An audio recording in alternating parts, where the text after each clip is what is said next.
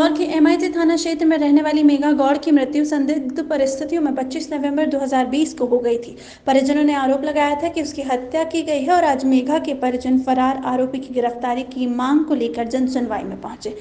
इंदौर के एमआईटी थाना क्षेत्र में नादिया नगर में रहने वाली मेघा गौड़ का विवाह 26 जनवरी 2019 को सूरज गौड़ के साथ हुआ था। मेघा के परिजनों की माने तो शादी के बाद से ही मेघा को दहेज के लिए लगातार प्रताड़ित किया जा रहा था। 20 जनवरी 18 को।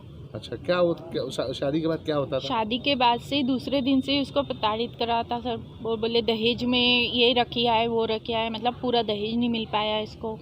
हार नहीं लेकर आई, चूड़ी नहीं पहन कर आई, ये सब बहनों के काम में ले लेंगे, छोटी बहनों के, ऐसा उसको मतलब बहुत ज़्यादा ही प्रताड़ित करते थे। और फिर धीरे धीरे मतलब उसका हमारे से बातचीत करना भी बंद करवा दिया, उसका मोबाइल वगैरह सब छीन लिया। उसको मतलब इतना वो करते थे कि हम लोग उससे मिल ही नहीं पाए, बिल्कुल बात हमसे 6 महीने उसकी बात नहीं हुई है सर।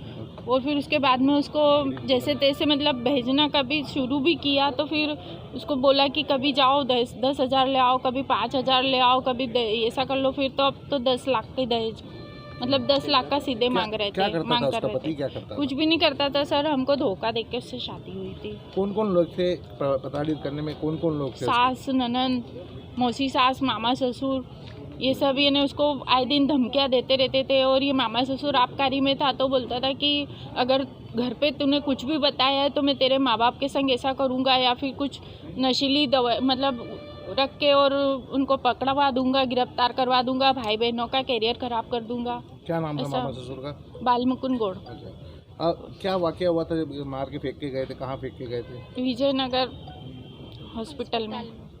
राजश्री अपोलो में। क्या करके गए थे? बाहर पटक गए थे? नहीं, अंदर ही पटक दिया था, मतलब अंदर ही थी वो मर्चुरी में। हाँ। और कोई भी नहीं था सर उसके संग में। हमको किसी और ने फ़ोन लगाया कि आपकी बेटी यहाँ पर है तो आके देख लो, अगर मतलब पहचान लो इसको, ऐसा करके। तो फिर हम लोग। ठीक है, आपका पूरा नाम बताइए। सरिता महेश को। लगातार पैसों की मांग की जा रही थी। समय समय पर मेघा के परिजनों ने सामर्थ्य अनुसार पैसे भी दिए, लेकिन ससुराल पक्ष वालों की मांग थी कि 10 लाख हो गई थी और उसे इन पैसों के लिए प्रताड़ित किया जा रहा था। परिजनों ने आरोप लगाते हुए कहा कि 25 नवंबर 2020 को मेघा की हत्या कर दी गई और उसके ससुराल वाले निजी अस्पताल में छोड़कर भाग गए थे। इस पूरे मामले में पुलिस एमआईजी ने सास लक्ष्मी बाई, ननंद कुसुमपति, सूरज मौसी सास गीताबाई और मामा ससुर बालमुकुंद के खिलाफ मामला दर्ज किया है, जिसमें 4 आरोपी गिरफ्तार हो चुके हैं। लेकिन मेघा का मामा ससुर, जो कि आबकारी विभाग में पदस्थ है, अभी भी फरार है। मृतका मेघा गौड़ के परिजनों का आरोप है कि मेघा का मामा ससुर बालमुकुंद, जो कि आबकारी विभाग में पदस्थ है, कई दिनों से फरार है और उसकी गिरफ्तारी नहीं हो पा रही है। और गिरफ्तारी को लेकर आज परिजन पुलिस की जन सुनवाई में पहुंचे। महेश भैया, ये बताइए कि किस तरीके से आपकी बेटी को परेशान करते थे? क्या पूरा मामला? सर, वो मेरे घर पे आते थे और पैसे की डिमांड करते थे।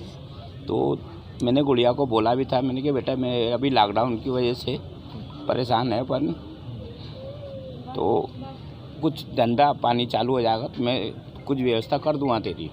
कितने लाख रुपए तक की? 10 लाख रुपए की डिमांड थी। अच्छा, क्या काय के लिए डिमांड करते थे? वो उनके पास शादी में कर्जा करा था या क्या करा था ये हमें तो नहीं मालूम सर, पर वो 10 लाख रुपए मांगते थे हमसे।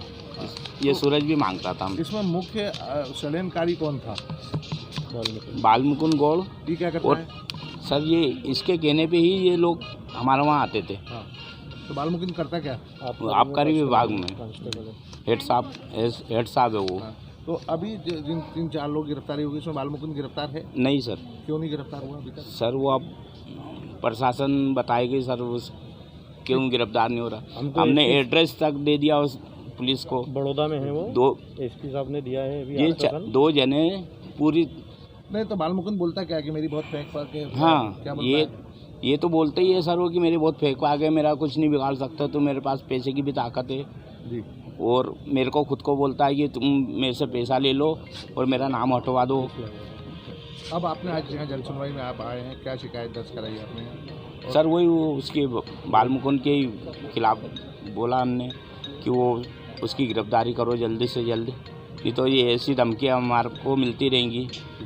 और क्या बोला पुलिस अधिकारियों ने आपको क्या पुलिस अधिकारी बोले हैं कि भाई हम कार्रवाई कर रहे हैं, हमने उसके बैंक अकाउंट सीज कर रहे हैं, संपत्ति कुर्की करने का बोल रहे हैं। कितने हजार का इनाम घोषित? अब ये नहीं बताया। 2000 का इनाम घोषित करा है। पुलिस के अनुसार जल्द ही बाल मुकुंद की गिरफ्तारी कर ली जाएगी। पुलिस के अनुसार बाल मुकुंद की गिरफ्तारी शीघ्र कर ली जाएगी और उसकी गिरफ्तारी को लेकर इनाम भी घोषित किया गया है।